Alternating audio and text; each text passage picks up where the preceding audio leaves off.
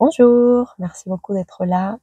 J'aimerais clarifier d'abord que toutes les vidéos que je fais, c'est pour un public qui a déjà fait un petit travail sur soi, qui sont déjà dans la conscience et que nous sommes en train de nous transformer en tant que collectif, et que je ne parle pas en général, je parle juste aux gens qui sont dans ces processus de transformation, encore une fois, des changements de fréquence. Et voilà, toutes ces informations sont en tout cas pour ces âmes qui sont les ponts des connexions entre le ciel et la terre, qui vont faire à travers leur corps ces travails des transformations, des mutations. Et voilà. Une fois clarifié, j'aimerais parler un petit peu de cette sensation des morts symboliques que nous sommes en train de vivre, ces personnes qui sont en train de faire ce travail, de sentir que il y a un vieux moi qui meurt, il y a une partie de moi qui meurt, qui ne peut plus maintenir ou soutenir les mêmes attitudes, les mêmes comportements, les mêmes relations, et qui a un changement très très profond qui est en train de s'installer à l'intérieur de nous. Et c'est douloureux, mais c'est nécessaire. Des fois, je dis c'est nécessaire de dire au revoir à notre passé, à notre histoire, à notre construction psychologique, émotionnelle et même biologique pour pouvoir donner naissance à un nouveau nous ou un nouveau moi et devenir la personne que j'ai envie d'être et plus être celle que les autres me demandent d'être. C'est un travail difficile, c'est un travail compliqué, c'est pas évident, surtout parce que nous ne prenons pas le temps. Et attention avec ce que je dis, nous ne prenons pas le temps. Nous savons tous le temps, mais nous le prenons pas. Nous ne savons pas engager vraiment à prendre ce temps de faire ce travail, d'aller en profondeur. Je vois autour de moi un mouvement spirituel déformé, qui est devenu un truc commercial, des consommations. On est dans la surconsommation de ces mondes spirituels qui pour moi est très obscur en ce moment parce que on cherche pas vraiment à aller en profondeur. C'est ce qu'on cherche, c'est à appartenir à un groupe des gens spirituels, mais nous ne faisons pas le travail d'aller à l'intérieur vraiment et aller regarder à l'intérieur et comprendre qui nous sommes vraiment, notre chemin parcouru, notre histoire.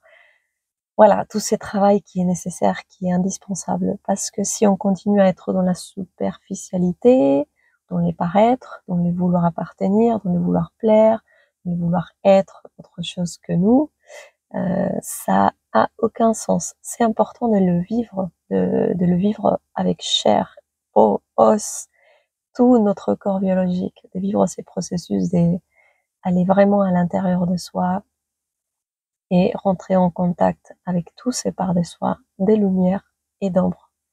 Et oui, dans ce chemin, bien sûr, d'abord on doit aller voir l'ombre pour l'illuminer tout simplement.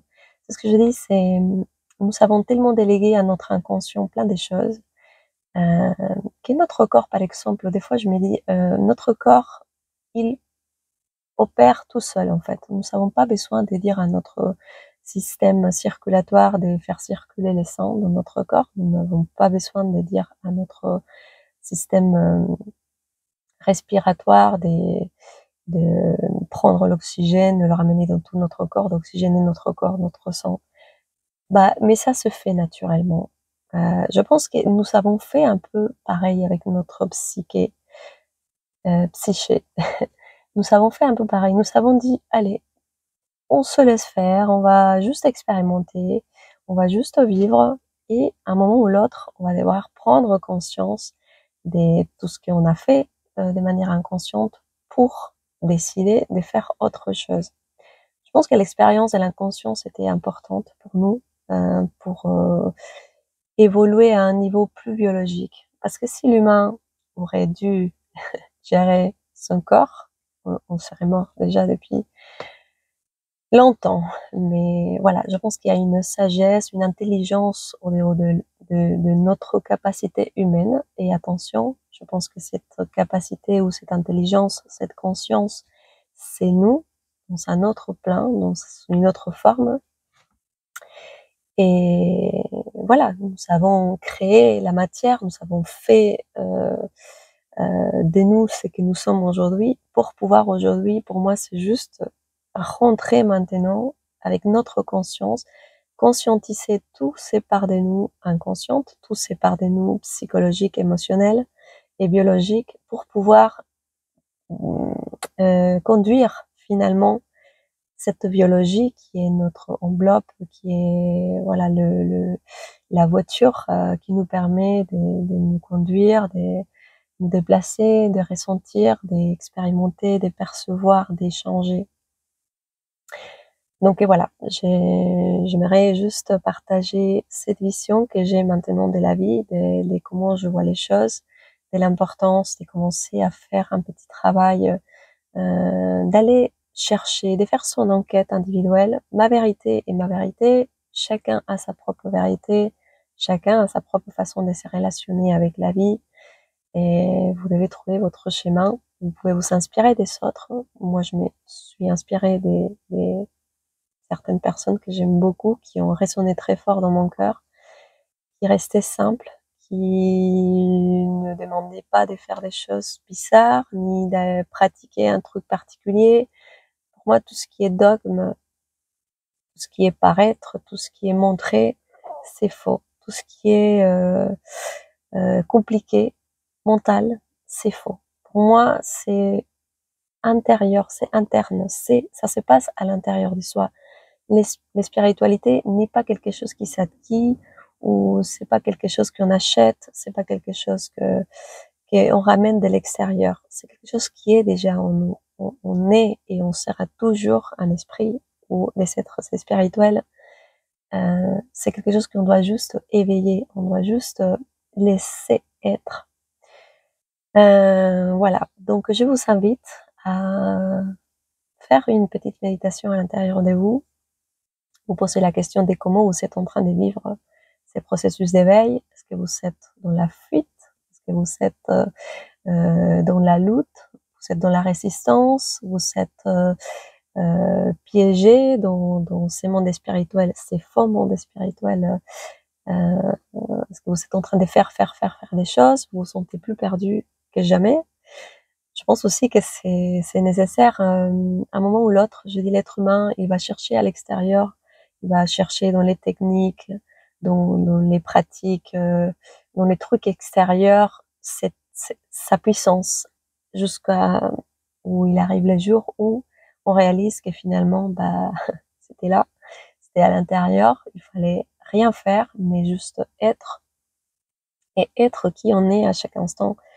Je dis encore aussi quelque chose de très important qui est, tu peux pas prétendre être plus que tu es aujourd'hui. Il faut aussi être présent dans les temps où on est aujourd'hui. Je sais que on est des êtres évolués au niveau conscience, voilà, nous savons déjà, voilà, une alimentation plus saine dans le futur. Enfin, si on se projette vers où va l'humanité, bien sûr, il y a plusieurs possibilités.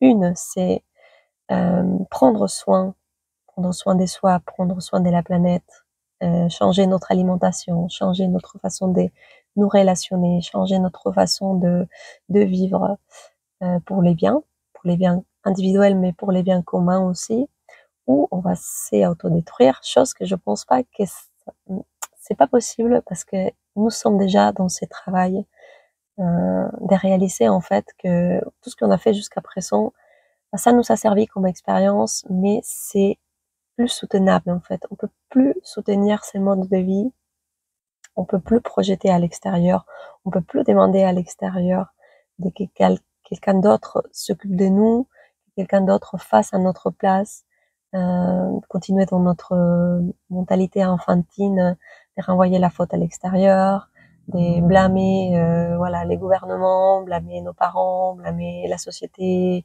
l'école. Oui, c'est une phase, mais je pense on le sait déjà. D'accord, oui, nous savons. Je dis, nous sommes une génération encore d'enfants produits de l'inconscience. Ok, mais c'est ok, c'est bon. Maintenant, qu'est-ce qu'on fait avec? C'est ça la question pour moi aujourd'hui. Comment transformer tout ça? Pour moi, c'est évident que c'est à travers ma propre transformation. Et voilà, c'est savoir que nous sommes dans un temps chaotique, nous sommes dans un temps éprouvant, qui change constamment, mais voilà, c'est nécessaire. Nous devons apprendre à suivre ces mouvements naturels, pour moi, parce que la vie se réinvente, elle essaye de trouver un équilibre, et elle va le faire avec ou sans nous. Donc, je dis tant mieux, maintenant qu'on sait que la planète, elle cherche son équilibre, bah, je dis, si on sait, nous aussi, nous devons chercher notre propre équilibre. Et c'est très important de savoir que cet équilibre euh, doit avoir un impact, pas seulement en moi, mais aussi dans mon milieu, dans mon environnement, avec toutes les personnes que je partage, je me relationne. Je dois vraiment être en capacité de mettre des noms, des mots sur qui je suis, euh, d'où je viens et vers où je vais, en fait. Je dois vraiment nommer les choses. C'est pour ça que la vie ou la conscience nous a donné la capacité de réfléchir, de penser. L'intelligence, c'est quelque chose de très, très humaine. Mais avec la conscience, c'est magnifique. Mais nous avons normalement cette capacité de réflexion, de réfléchir pour pouvoir nommer les choses, de dire ça c'est un arbre, je vois un arbre, je décris cet arbre, je crée une relation mentale, mais en même temps sensorielle avec cet arbre. Et c'est grâce à ma capacité de mettre des mots, de mettre des images à l'intérieur que je peux profiter en tout cas de cette expérience humaine. Il faut arrêter aussi de vouloir être que dans le ressenti. C'est pas, c'est pas tout à fait ça. Pour moi, c'est fusionner les mentales avec les cœurs. C'est les deux en même temps. Euh, donc voilà, on a du travail à faire. Je pense que muscler les questionnements aussi, c'est très important. Mais aussi ressentir ces questionnements. Quand je pose une question, je donne pas une réponse. Je ressens la question et je laisse la réponse venir à travers mes sens. Et comme ça, je commence à développer voilà la connexion entre le corps, les émotions et l'aspect mental qui voilà doit commencer à travailler ensemble.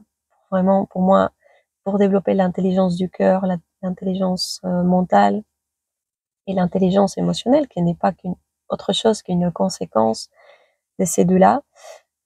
Voilà, c'est là où nous pouvons parler vraiment de reconstruire l'avenir, de créer une société saine, de créer des écoles saines, une politique saine, un système économique sain. Bah, c'est là, c'est quand on a guéri à l'intérieur de soi, on a guéri tous ces systèmes à l'intérieur de soi, qui ne sont pas aussi autre chose qu'un reflet de nos propres systèmes intérieurs. J'ai déjà dit dans des autres vidéos, le système économique, c'est un reflet de notre système circulatoire. Le système squelettique, c'est un reflet de notre système politique. C'est nos lois, c'est notre structure, c'est ce qui nous organise. Et voilà, les autres systèmes aussi représentent des choses qui, à l'intérieur de nous, fonctionnent déjà, qui opèrent déjà de manière naturelle. Mais bon, on a du travail à faire. Nous sommes là pour le faire de toute façon. Je, je vous invite à me partager aussi comment vous êtes en train de vivre cette transformation, cet éveil et créer un réseau entre nous et partager aussi la vidéo si ça résonne en vous. Merci beaucoup d'avoir écouté et à la prochaine. Au revoir.